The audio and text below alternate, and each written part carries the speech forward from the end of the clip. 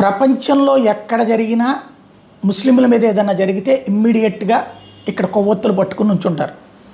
అదే సందర్భంలో ఈవెన్ పాలస్తీనా కోసం కూడా కొవ్వొత్తులు పట్టుకుని ఉంచుంటున్నారు కదా. ఇండియాలో ముస్లింలకు ఏదైనా జరిగినా కొవ్వొత్తులు పట్టుకుని ఉంచుంటారు. మరి అదే కొవ్వొత్తులు పట్టుకుని ఉంచునేటటువంటి వాళ్ళ భావజాలం ఏంటో తెలియదు. కానీ చైనా ఏ తప్పు చేసినా లేకపోతే రష్యా ఎట్లాంటి ఇది చేసినా అక్కడ మాత్రం మాట్లాడరు.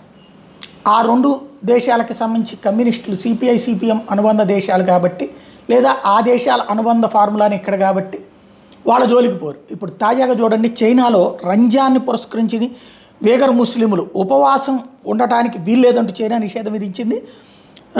అక్కడ ఉపవాసాలు ఉన్నట్లయితే అరెస్ట్ చేస్తామని, కఠిన చర్యలు తీసుకుంటామని హెచ్చరించింది. ఇప్పటికే వాళ్ళ మసీదులు పార్టీ కార్యాలయాల కింద మార్చేశారు, లేదంటే షాపింగ్ మాల్స్ కింద మార్చేశారు. అక్కడ ఎలాంటి అణచివేత ఉంటుందో చూస్తూనే ఉన్నారు. అయినా సరే అక్కడ మీద మాత్రం నోరు మీద పడరు.